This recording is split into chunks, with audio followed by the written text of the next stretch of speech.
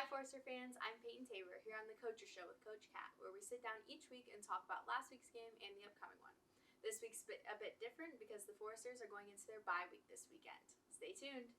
Hey, Coach. Congrats on the win last weekend. That's so exciting. Yeah, great. Thanks. It was a fun way to get another Midwest Conference victory, and Knox presents its unique challenges with their offense, and I thought our guys really responded well. Absolutely.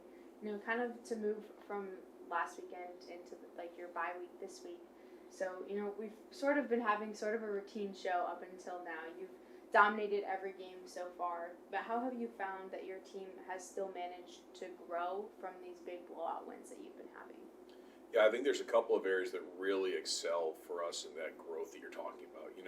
Our guys are not satisfied with just winning a game. I think that's something that's kind of been instilled over the last couple of years, that there's a standard that we want to perform to. And, on defense, you hear it on our social media, rock standard. There is a standard that we want to perform at every single week. And you can perform at a lower standard and still win a game sometimes. You can perform at a higher standard and not win the game. So if we can perform at that level every day, we should be able to build upon that. Since I got here in 2006, one of the words that's been floating around our program is Kaizen, and that's that perpetual growth. And if you don't do something well today, you can't build upon it. It's kind of like compound interest. And so for our guys, taking that mentality in each practice, building upon what they did the day before, knowing they're setting a new foundation, a new cellar level, if you will, for tomorrow's performance, that's what we really want them to focus on.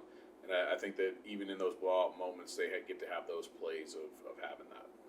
Speaking about that, building on the growth that your guys have been working on all season, within a football season, adversity is going to strike, and you never know when that might be.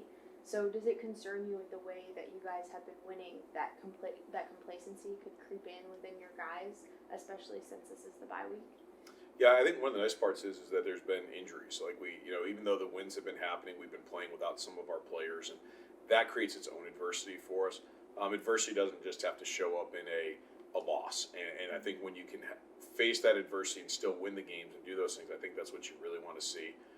And I think our guys have done that very well. They really are focused on that task at hand in that moment, and I think that when they do that, they're able to put all their energies into one thing, and that's being successful. If they cannot be concerned with what happened 5 plays ago or what happened 5 days ago, I think that's where we're really going to see our best performance. Coach, what are you looking to get out of the bye week, especially since it's falling so early in the season, right as your team has begun to gel? Yeah, I mean, it's kind of early in the season, but it's actually the 7th week of our season if you take our preseason camp. So it's like right in the middle. So I'm actually kind of excited about the time we're having our bye week. We've had a lot of guys that were kind of dinged up and beat up, and a couple guys that were injured for more serious amounts of time. And we're hoping that this week, combined with those, we made some conscious decisions not to play some guys who were on the sore side last week, to give them the full 2 weeks to recover as we get this last 7-week stretch. So good health is the first thing. We also want our guys to really use this time to get ahead on their academics. They shouldn't have to catch up right now this early, but hopefully they can get ahead by a couple of weeks. Use this time to their advantage. And then the other part is really just focusing on us and improve some things.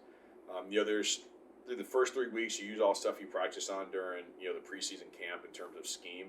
Now we've got a full week to work on. Okay, here's who we are, and we've seen the first couple of weeks. Where do we need to be better? What are the things that we're going to need down the road?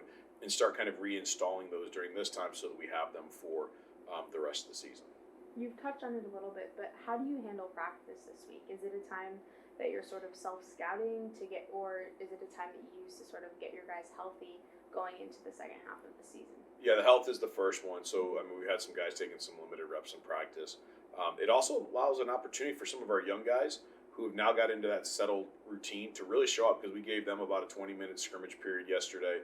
They'll get another 10 to 15-minute periods. So they have guys who aren't getting a lot of reps in games to really run our offense and defense against each other and see how they kind of perform, and see if maybe we've missed a guy or two that needs more playing time. The other thing is really just working on a couple of those scheme tweaks that'll be the adjustments moving forward as teams start to scout us. They're going to say, oh, this is what they do in this situation. This is what they do out of this formation. Making sure that we have those alternative plays and the counter plays, so to speak, that will take advantage of that if people try to overload versus us. Coach, are there any guys who have exceeded your expectations or surprised you here early on in the season that you're excited to watch grow as the rest of the season unfolds? Yeah, some of them I'm not sure if they surprised me, but it's just nice to see. Langston Meter at wide receiver is our leading receiver right now, and I think that if you were in Vegas back in February and said what his odds would be to be that, probably wouldn't be very high. Some injuries and some other things have opened up opportunities for him, and I think he's done a really nice job handling that. I think that Trent Braille we knew was good. Getting his first chance to really be a starter and consistent player for us. Had big plays against Knox, obviously, but he's been playing really well each week. And I think that those are two guys that off the top of my head really stand out as guys that maybe were a little under other people's radars, but were guys that we knew in-house could be really talented and really special players for us. Well, that's all I actually have for you today, Coach. So thanks for meeting with me, and I look forward to talking with you next week after you're coming off the bye week. Awesome. Thanks for having me. Appreciate it. Go Foresters!